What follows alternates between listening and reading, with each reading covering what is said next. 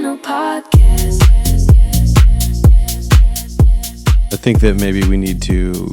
What were you saying before we were on the air, John? Before we got into party rock anthem, I think this one might need a party rock anthem intro. We don't have the money or the budget for it. But let's just both sit here listen. No, let's re-record it. We got to let's get on like kids instruments like Pianosaurus. Remember those guys? Pianosaurus. Hey everybody! Thank you so much for joining us today on the show. A very special co-host, John Klima. Thank you so much for joining us, man. Absolutely. Couldn't be happier. John had an opportunity to listen to the Wharfedale Denton 1S, and I wanted to kind of include his thoughts on that, and then we're going to segue that so smoothly. You guys are going to love the segue into the top 10 best party speakers on the planet. But first, in order of business, John and I also host another podcast show. You guys should check it out. Post and Beam, if you're into mid-century modern houses, and especially Eichler design. John is a whiz, but he is a whiz at architecture. He's a whiz at a lot of things. And there's one thing you guys have to know about John, is he also skateboards. And so if you're a child of the 80s like me, it's like top-tier behavior, if you ask me. We just use it to get from here to there. So thanks for having me. Yeah. Absolutely, man. Thanks for coming on the show. So we had the opportunity to kind of listen to the Wharfedale Denton 1S. So to give you some background, Wharfedale, I had a chance to do a review on the Super Linton not too long ago, and I was mightily impressed. The Super Linton from Denton had the real classic mid-century style to it, and it really struck a chord with me because it had great tonality, that Wharfedale kind of feel, and it has a really kick-butt stand. The stands for it, you can put like a good cross-section of records in there, which I thought was really cool. So the stands, plus the shape, plus the old school mid-century modern aesthetic really was fantastic. And it has been a wildly popular review on audiohead.com.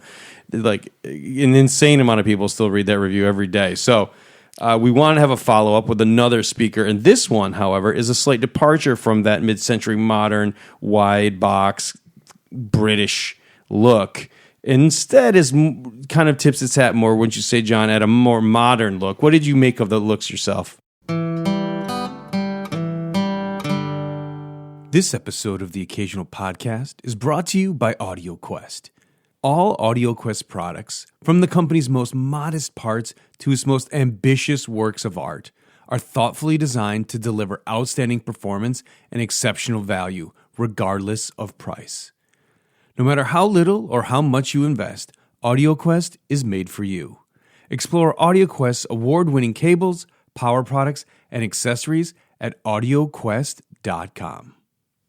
Tired of audio reviews that sound like they were written by robots? Us too. For the last 15 years, Part-Time Audiophile has been an open revolt against boring. And this year, we're doubling down. We have a brand new look and a brand new name, but the same old attitude. Find us at pt.audio for all your turntable throwdowns and amplifier face-offs. Great sound meets good times at pt.audio.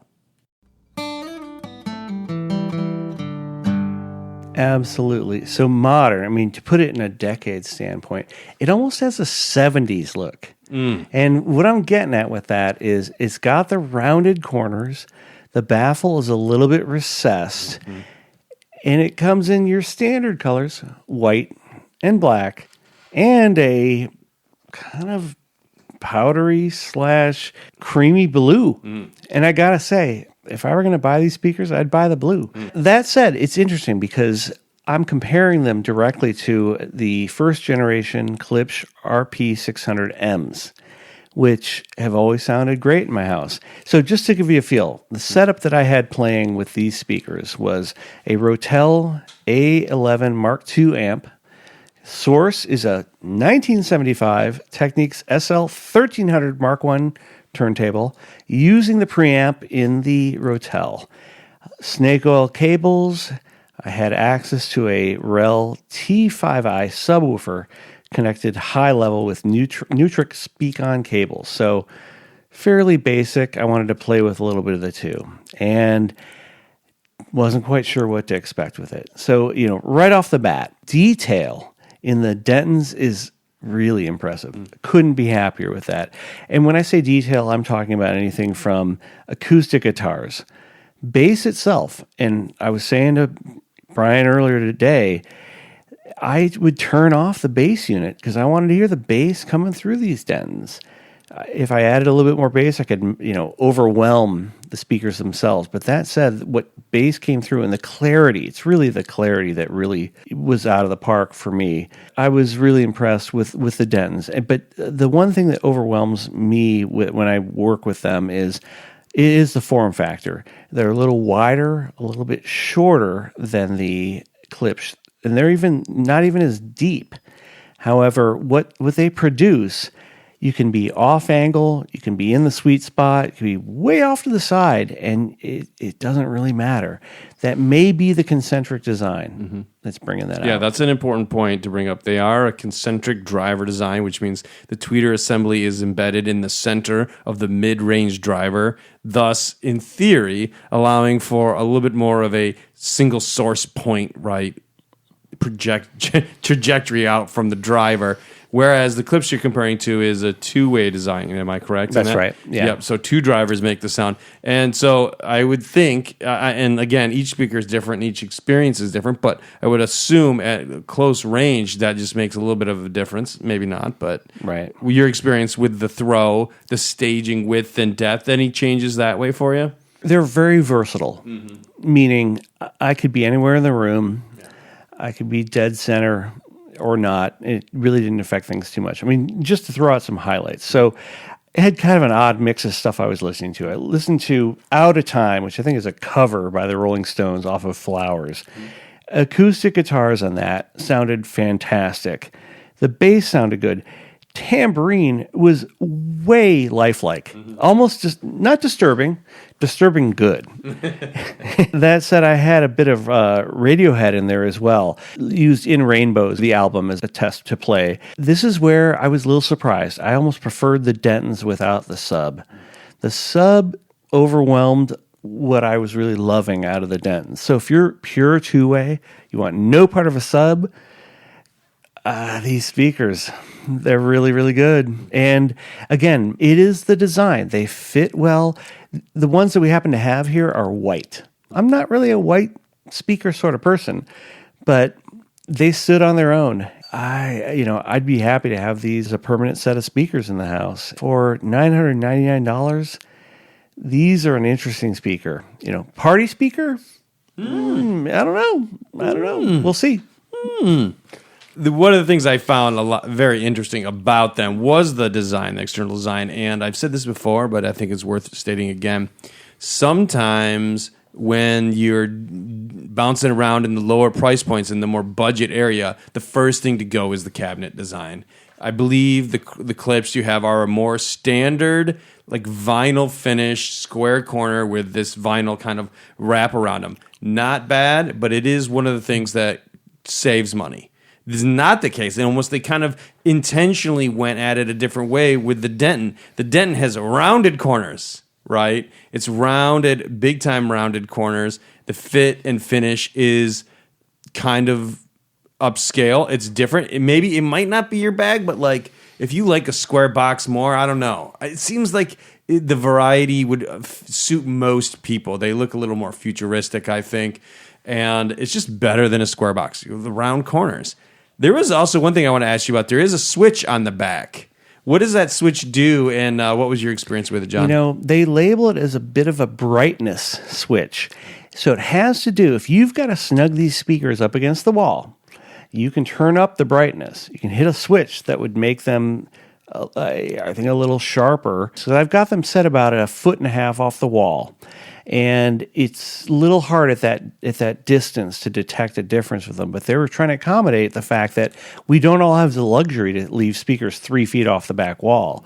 And this is an attempt to accommodate with that. So from the standpoint of, this isn't room control, obviously, but by having a switch that can be A, B, depending on the situation, it lets you decide what you really like. I think of it as more as a preference switch. So let's say you felt like these are a little too relaxed. You can tighten them up.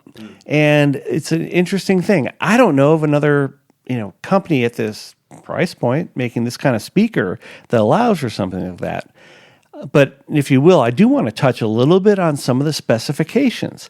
So the Klipsch RP600Ms are considered a fairly highly sensitive speaker, 92, 94 dB, hard to say. When I first took in these Dentons, I thought, well, these are coming in at 88 dB.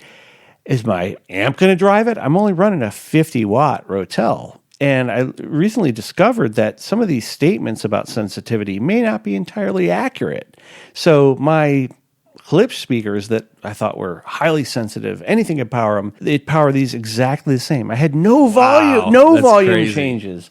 So it's interesting. I think it might come down to the fact that like some manufacturers may state their actual specs. Some may offer their highest number rather than exactly what it really is. But the bottom line was these Wharfedales they were right there, same volume level at the same control settings as the Klipsch that are allegedly 92 to 94 dB. And I gotta say, the one thing that stands out, the one point would be detail. And I loved it. It's the whole thing. Can you hear more with this speaker or that speaker? And I could. Really impressive. And the curved cabinet, it looks a little bit more, polished isn't really the word, but when I look at it, it looks like a single piece. I don't even know what the material is. It may still be MDF, but there's something about the construction of them that makes that really attractive. So obviously everybody knows KEF for concentric speaker designs. This makes it even more elegant. And, I like the fact that they were a little more playful with the colors. It may not be everybody's bag, but there's something to love having in the house. The only critique I would have is you look at the badges on them. This is all aesthetics, but the badge is a little off-center. But you know what? Not bad off-center. It's something. I like that. It is. Guys, get it straight. What's ironic is they're off-center in both an identical way, so it doesn't really draw attention to that much. And as you'd expect, magnetic grills over them, and the grills have a lot of attention to detail to them as well. They're exposed where they need to be. They clip on really nicely. They're also recessed a little, aren't they? They're not one of those ones that sits on the outside of the speaker. The edge comes out and they go in, so the front baffle is like almost completely flat across with the grill on. Exactly. And then for questions about that button on the back, it's on the back. You don't even see it on there as well. So, would you say that the button was somewhat subtle in the change, or was it a dramatic change? To me, it was subtle. It's there. And again, being a binary thing, it's either on or it's off. From what I can tell, you either like the brightness that you get from it or you don't need it. It's not like it's obtrusive when you have it on. So, again, we're comparing this against a Klipsch speaker that is somewhat known for being potentially overly bright. And if you get the Klipsch away from the wall, you don't feel that as much. But that's one of the critiques that I think you hear about a lot of Klipsch speakers, and certainly anything that's horn loaded. So I'm just going to go ahead and nominate this guy for the first Party Rock top 10 best party speaker on the list. And I would say, what makes a party speaker, John?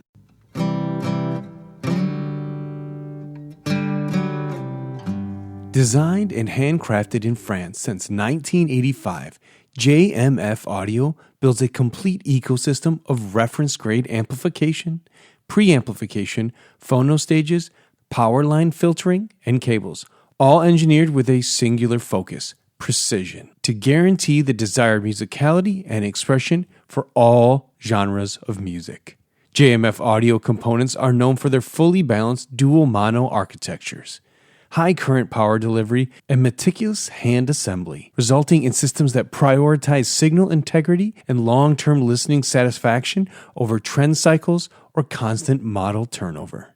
Each piece is built to exacting standards with proprietary technologies and materials developed through decades of experience in both recording studio and high-end audio environments. The holistic approach of JMF Audio has led to solutions that are intended for listeners who want to stop chasing equipment and start focusing on the music.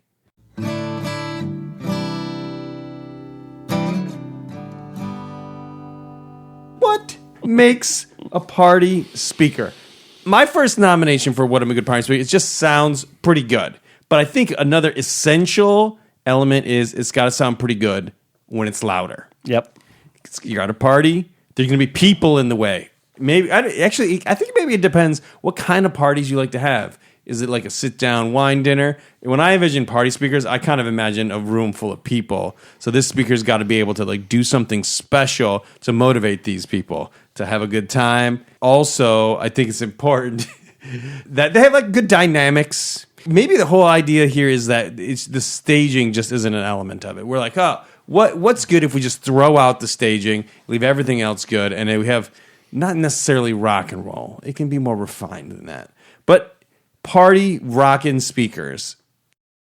We reached out to the writing crew of PTA and kind of got a couple opinions. So this list has a bunch of different votes on it from different people. It's not something I created on my own. And the number one speaker that everybody's drawn to right off the bat, the JBL 100. So this is a speaker from back in the day, set the tone for so many speakers to come after it. And it was really what some people consider, I've had them on the show, they always talk about this speaker and this line as being like the heart of the LA West Coast sound, which I find always surprising. I never thought that LA had a sound, but they say it's like rock and roll, it's vintage at its purest, and it's a vintage sound from a particular time period that kind of catapulted its way through history, right? So it is the essence of a lot of things. And the one thing that always comes up with it, and why it's on the list number one, is because everybody always says it's just like this dynamic, hard slamming, bass thumping party speaker. Yeah. On top of it, classic, amazing good looks. Yeah. I'm going to be the aesthetic guy tonight a little bit. Everybody's seen it. You've got the cube grill on the front. Yeah. You know, I don't know if they're making colors other than orange, but it stands out. So you talk about party speakers. I think about punch is a big part of it. If it's a party and if it is a dance thing, it's about how much it's going to hit at you, how much bass can it produce from it. And that's where you need these larger speakers. With that in mind, they're going to come with a little bit bigger of a woofer on it. And, you know, but the JBL is just the classic with it. Not to mention, within this, you know, we're going to get to the whole list, modestly priced. As far as what you get, what you're laying out here, this is a nice speaker. Just from being the classic and a great starting point, I like them a lot. Yeah, and the other thing that comes to mind when we talk about this is also if you're lucky enough to be in college in the heyday of a lot of hi-fi, people often speak, at least, you know, other hobbyists, other people in this hobby, they talk about what was in your college dorm room. Right now, not everybody has that experience, and everybody's born in the U.S., and everybody goes to college, and everybody is alive during that time period. But I can still conceptualize a pair of JBL 100s sitting in a dorm room, sitting around the hi-fi, jamming out in a party with your friends. Like this thing that people wanted, and a lot of people had it at a specific time in history, is also, it's important. At least it's important enough to make this list. The next speaker is submitted a bit of a change in direction by one of the PTA writers, Mo. He threw out the KEF LS60 wireless. Now, not the LS50, the LS60 wireless, which is actually a wireless floor standing speaker that came out. He has a pair, and he says that his kids love to jam out to this. So this is the nod to the wireless, right? This is the direction a lot of things are moving. Really big sound, he says. Really good slam. No mountain of amplifiers. No cables, nor any source components. So it's a really broad, simple thing. And I guess you could give it a nomination on the list just for the fact that you can set it in the house just about anywhere. Maybe you get a little dolly and you wheel it into the room, whatever. So versatility of placement. John, what do you think about the aesthetics? Their presence is, I'm almost thinking 2001. Mm-hmm. They're a bit of an obelisk, which is pretty cool. And, you know, they've got their speakers on the sides, on the front, a concentric design as well. This reminds me, this is a bigger footprint of a wireless mobile speaker in a way. However, we know at, you know, a $6,000 price point, they sound way better than anything else you're going to get. But again, this is, I can see where he's coming from. There's not a lot of bulk outside of the speaker, but the speakers are tall. Because you and I have talked about, hey, we're all in our separates. We've got our pieces and our parts, and we piece it together, and you find out what works, and your chain is what it is. But you've got your amplification in these. It's wireless. There's a whole lot here where if everything that matters is in this obelisk of a speaker, we might be looking at things the wrong way. Yeah, one of the things that it is such a contrast from the JBL, whereas the JBL is wide and hangs low to the ground, generally up, right? This is specifically made for homes to have a narrower profile. So they put the UniQ concentric driver right on the front, and they made it as narrow as possible. Now, the subs play left and right, but the idea was, and this is what they told me, that the speaker is supposed to be as small as possible when you're looking at it. So it's very unusual. Like you keep saying obelisk, which is perfect because it's intentionally made to be very, very narrow. Like as narrow as they could make it when you're looking directly at it. Completely different from the JBLs, which look, they're pretty wide. Yeah, JBLs look like speakers. Yeah. And when I say obelisk, we're talking about looking at the obelisk from the side, not from the front. That's where Brian's getting at. It's very narrow to the front. These could disappear into a corner pretty effectively from what I'm seeing here. So the next one on the list is actually, I like how we did wide, we did super narrow. To me, the Zoo Audio Omens are a perfect square. Now, they can be a square bookshelf. They have a bookshelf. Mostly they're a floor stander. The ones I'm talking about. The floor standers have a little bit more bass cabinet. However, they are a perfect square as you look down on them on the top. And this is always defined as a rock and roll kind of party speaker. They're high efficiency, full range driver with just a little sparkle on the top with an extra tweeter. I think it's like 12K sometimes, somewhere up there, right? So there's a little more sparkle on the top. But they are very efficient. They go very loud. I've actually heard these guys destroy a room at an audio show. So you can hear these guys. They go big. I'll let you get to the aesthetics, but I think for the most part, they have a simple but beautiful aesthetic. How do they strike you when you see them? This reminds me of some of the Technics amps where you've got a volume switch on the top. And some people look at that and go, it should be on the bottom. But the reason I say that is you've got top woofers and then a shiny metal tweeter in the middle. So they're different. But they're different in a dramatic way, but they look metal. Yeah. These are apparently good for home theater and music. That's what their claim to fame is as far as what they laud this with. But think black, aluminum, black again. Yeah, that's your look of these speakers. That's funny because my original shade was black, ghost black he called them, and I did have them in a home theater arrangement back in the day. My first pair, I bought the center channel to match. They're party speakers. The next one was submitted by our own editor-in-chief, Mark Phillips, and I love this spin. It's the Dahlquist DQ10, and the reason this one is so crazy, because it's mostly like a vintage intellectual of the group, okay? So it is a 5-way speaker. Ridiculous compared to every other thing on the list so far. 5-way, ridiculous. We got mostly, what are we at so far? We have like 2 ways.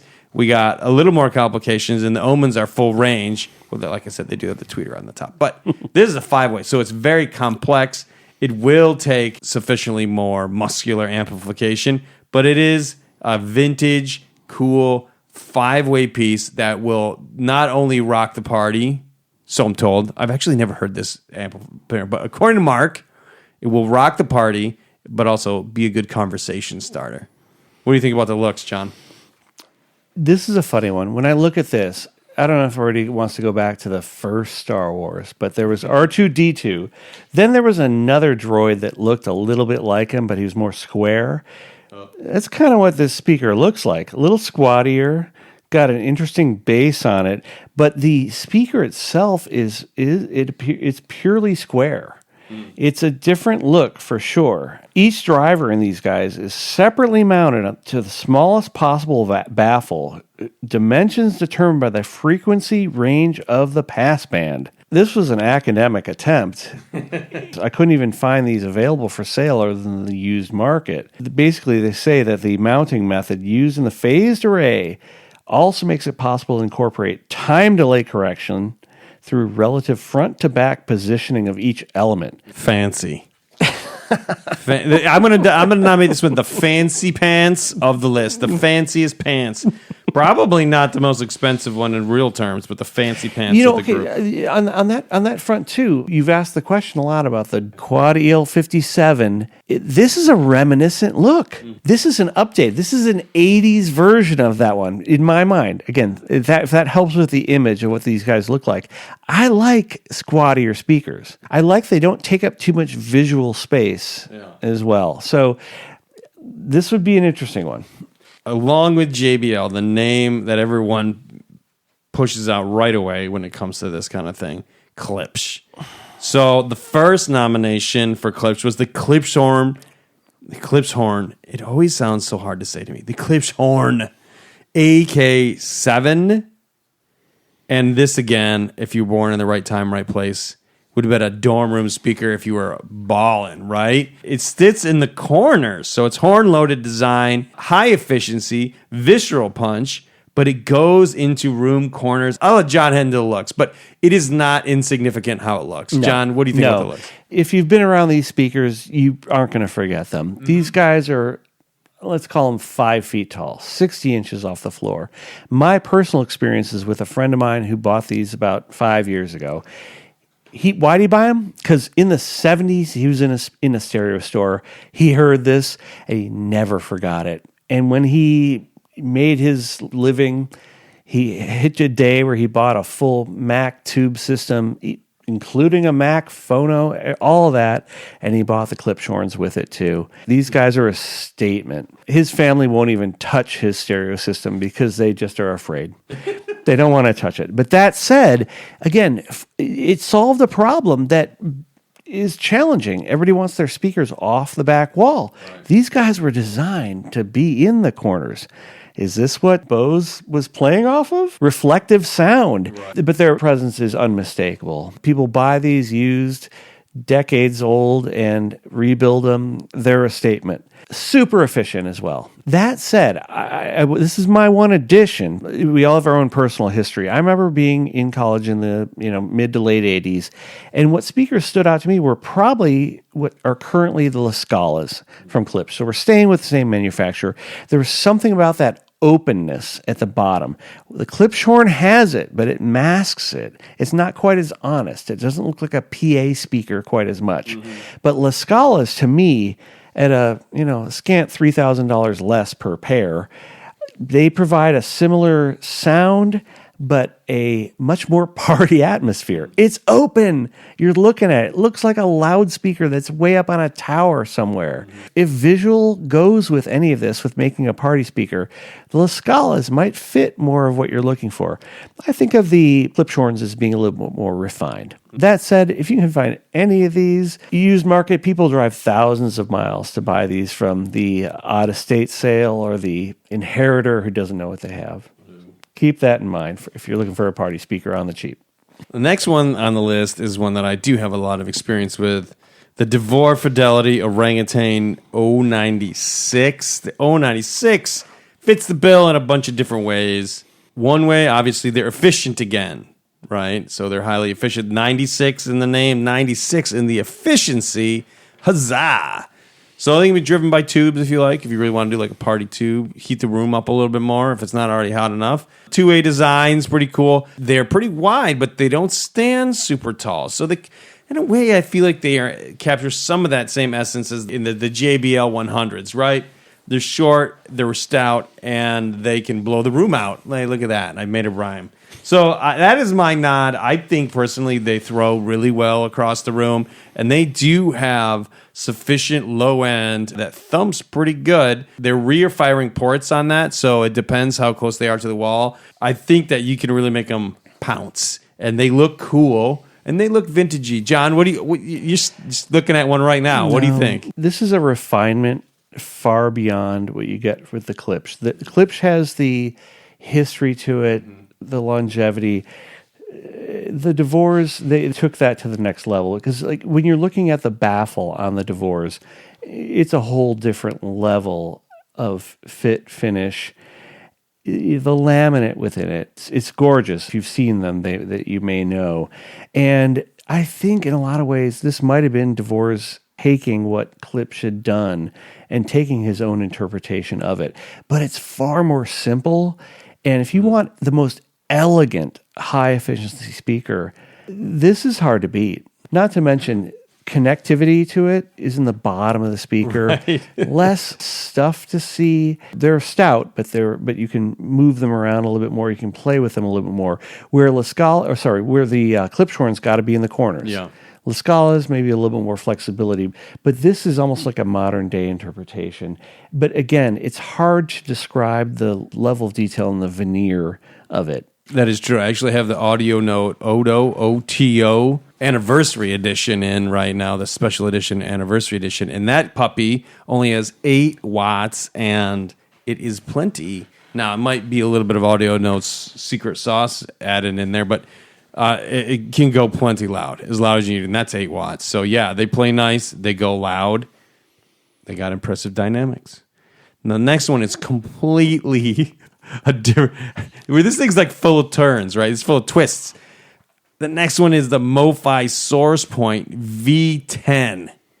The MoFi SourcePoint V10, as you guys might know, it's another concentric driver by Andrew Jones, a 10-inch. V10 stands for a 10-inch driver. So it's a huge driver to be concentrically mounted with a tweeter. Just absolutely crazy size.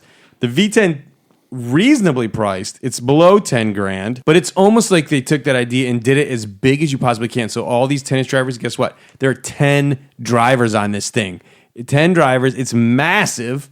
Well, I'll rephrase that. It's not massive for the top audiophile speakers, but it is massive for under 10K. In fact, I'd be challenged to find a bigger speaker under 10K. The 10 speakers, the 10 drivers on it, it goes loud.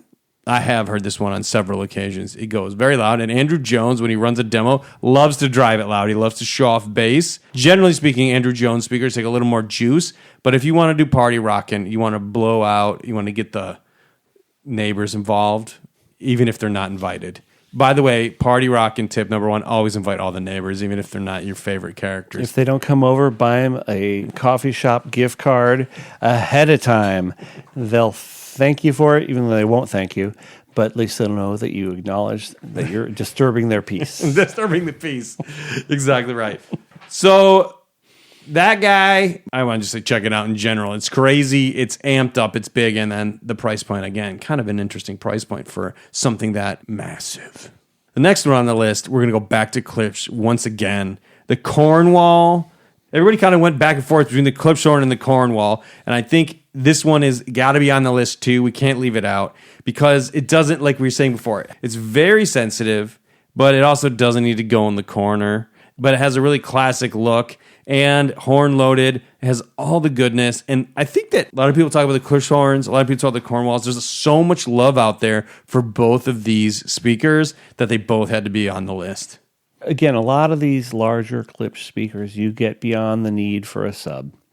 You know, you don't need anything with these. And the Cornwalls, they've got a large bass speaker, they've got the large horn, they've got their front vented, front ported. And this, in a lot of ways, this is half the price, if that's a factor, half the price of the Klipschhorns. It's going to produce in a similar manner. They're not going to be as tied to a particular location. None of this is inexpensive, but this is a versatile party speaker. And it looks that part. So let's say you're partial to the JBLs, but they're not quite big enough for what you're looking for. The Cornwalls, I mean, this is another Klipsch heritage speaker. It's a Cornwall 4. They've had multiple iterations to work on this, to evolve it. And this one may fit the bill. Plus 3 different finishes you can choose from. It may obviate the need for any sort of bass support. High priest of the low end, no support necessary. So the final one on the list, number 10, is ultimately more of just a story. And the story goes like this. Expona 2026 It's a big show. The biggest show in the U.S., the biggest show that I go to. So one of the jokes going in was the Big John meme. So I don't know if you're aware, John, but the high-end audiophile show kind of had its own TikTok meme called Big John. So this Big John song is a bit of a joke to some. They'd be played on very high-end speakers, and it's kind of not everybody's cup of tea. It's kind of a bit of one of those oddball audiophile songs that a lot of people tease, I would say us for. We tease us for. They're fidelity over songwriting sometimes, right? Production over maybe some of the other elements that make other people love a lot of songs. Maybe not the catchiest tune, right? So this thing, Big John, you play it on the speaker and then you record it and you hashtag it Big John. That's how it goes these days, right? I go downstairs and I see the largest speaker I've ever seen stand mounted. So it's not a floor stand. It's not touching the floor. It's like 5 foot, I'm going to say 5 foot tall, but standing off the ground. It was the Dutch & Dutch 15C at $130,000 a pair. Active systems, comes with the amps, a DAC, and a streamer. So the biggest bookshelf you ever saw. And they had it going. The reason it's on this list is because they had it playing at a ridiculous level in the lobby. Imagine for real, I get off the elevator the very first day, I come down, I see this ridiculous speaker playing at a ridiculous volume, and what are they doing? They're playing the most ridiculous song. They're playing the Big John song. As soon as I hear it, I'm like, oh my goodness, this is it. I have arrived at the show, and instantly the guy next to me was like, oh, this is the Big John song. This is the Big John song. And all weekend long, obnoxious levels right there when you walked off the elevator. And I'm not saying the speaker's obnoxious, but I just liked the presentation. It was said, we come here and we're not effing around. We came here to party. Let's go. So that is why it's on the list, not because everybody has it or because it's classic or it's vintage, because the guys who put that thing together, they wanted to come to wreck. And wreck they did. So if you need a stand mount that's 5 feet tall from the stand, you might need shorter stands. They're pretty short stands. I mean, it just looks hilarious. Kind of looks like a PA speaker, if you've ever seen one of those giant PA speakers on the top of a stem.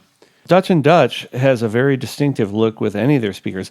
Kind of an organic baffle. Recessed. Yeah. Good design elements. Yeah, they're doing something different. Just like what we started with, the Wharfedales, they're doing something a little bit different. Yeah. I like that. So, John, to put you on the spot, regardless of price, every speaker on this list costs the same. Which one would you choose? The resale value, let's just say the resale value is the same. I think the Cornwall 4s. The other one, I like the La Scalas because there's something about that design that it's very honest with what's producing the bass. It's just literally how the wood is angled. And that's something that appeals to me as well. It goes hand in hand with a lot of other things that I like. For price difference, it's like a $7,000 difference between the Cornwall 4s and La Scalas. Clipshorns are a little bit more, but I don't necessarily have the space or the need for something the size of the Clipshorns. One other thing I wanted to talk to you before on our way out here, I got a news item I think is worth mentioning because I'm just very interesting. This might merit a whole entire podcast, but I thought I'd bring it up here because John's with me and he might have an opinion. But the question being, the title, the SEO grab, are cassettes having a revival? This was brought to my attention because this month I had a PR release that came to me from a company called We Are Rewind. They have a WE001 cassette player, like a portable cassette player that they have seen some success with. And the PR release I received was about, believe it or not, a Dark Side of the Moon Pink Floyd edition of their WE001 cassette player. So it has like a little cutout with the triangle that you can see the tape window through. It's black, has a rainbow. And it comes with, unbelievably, and I have questions, John. I have questions about this, but has a quote-unquote specially mastered reissue of the Dark Side of the Moon 50th anniversary reissue. So it's specially mastered for cassette. The cool thing is, at least now, the tape player itself, and it kind of has that small portable look. It's not like a component size. It includes Bluetooth connectivity for headphones and a rechargeable battery. and it's $200. So, John, what are your thoughts? $200, you get a cassette version of the 50th anniversary reissue and a tape player. My first impression is, if that's something that appeals to you, it's a steal. And I mean that as a first-generation Walkman owner. Yeah. And a cassette fanatic from that time. But at $200, no cables? No cables, right. That's a fun novelty, in my opinion. My first introduction to Dark Side of the Moon was as a 10-year-old, where a friend of mine was given a 8-track copy of The Dark Side of the Moon, that he was given a player and that 8-track from his older brother, who was like 3-4 years older, and he was a full-on reprobate, but he gave good gifts. And that's where I first realized, wow, the 8-track could do a lot more. Don't want to disparage the cassette, because the portability, the copyability, the nostalgia. That said, who doesn't want to forget about the idea that you leave a cassette tape in your car too long and it just gets all warbly? Yeah, that, and it just wears out. Like the tape head wears out, the tape heads get dirty. I don't want to besmirch the name of cassettes here. The idea is clearly for nostalgia and not fidelity purposes. Hence, why I question the reissue to tape. Now, maybe, somehow, magically, they have reworked the fidelity. Maybe. Like maybe I actually would like to get it in for review just to see what it sounds like. Like maybe it's different than I remember. Maybe there's some corner they dusted off and said, hey, you know what? We can fix this thing, make it sound just a little bit better. But one thing I will never forget or never forgive is how long it took to rewind those things. The kids these days, I love to say this, the kids these days, they don't know how good they got it, John. Because holy crap, if you wanted to listen to a song at the end... No, there's no skip. You're bringing up the memories of metal tapes versus more complicated, materials and whatnot. All of that stuff. However, as you talk about tapes, it almost is verging in on tubes. And I don't want to get into blasphemy here, but one of the challenges with tubes, of course, is who's making them? How many manufacturers are? Are they expensive? Should we get vintage tubes? Same thing's happening with cassette tapes. I've seen people posting.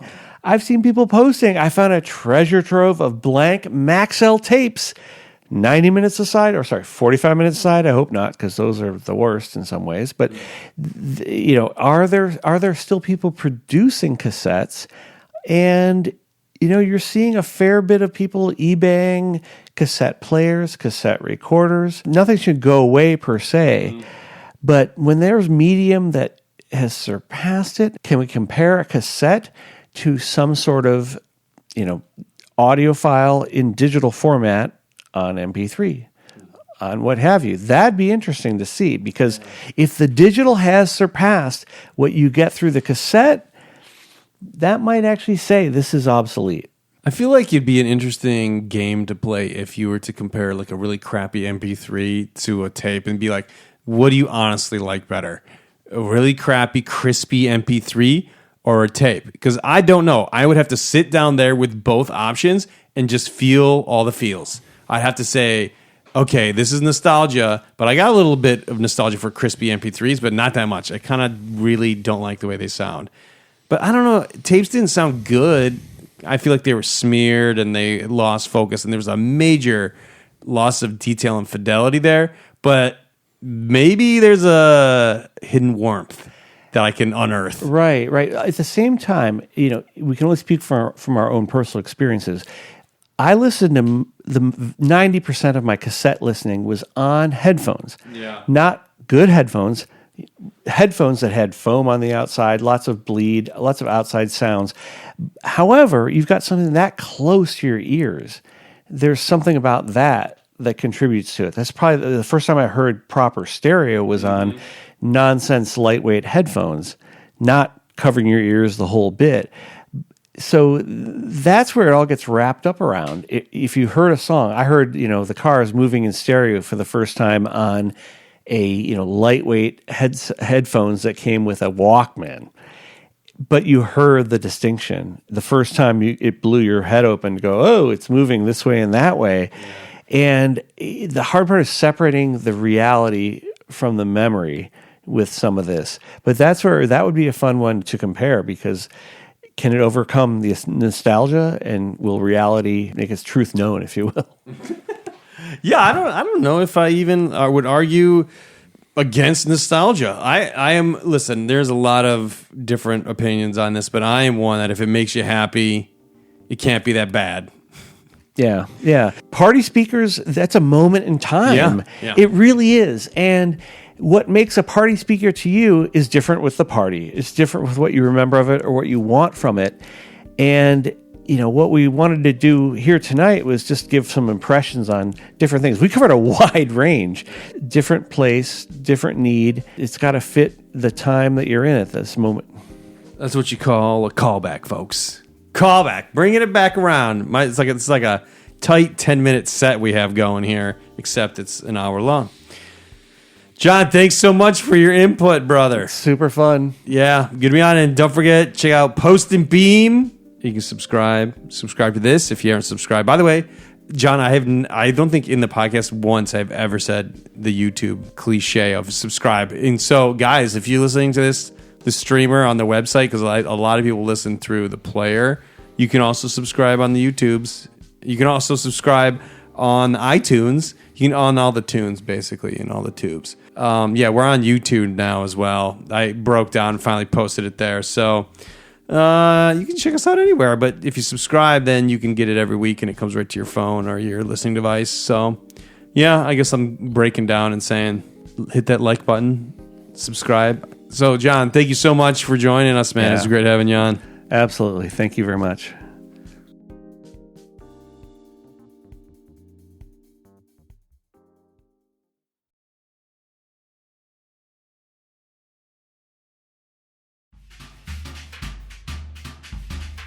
The Occasional Podcast is a production of the Part-Time Audiophile Network, which includes PartTimeAudiophile.com, The Occasional Magazine, the PTA Newsletter, and Audiohead.com. You can stay in touch with us on Twitter, Facebook, Instagram, and YouTube. The Occasional Podcast is produced and hosted by Brian Hunter. Executive produced by Scott Hall at PTA Productions. The Occasional Podcast and its original associated music is monitored, mixed, and mastered on the Focal Trio 6 BE Studio monitors. AI songs produced by Udio.com. If you haven't already, please subscribe to The Occasional Podcast on iTunes, Google, Spotify, or wherever your favorite podcasts are downloaded.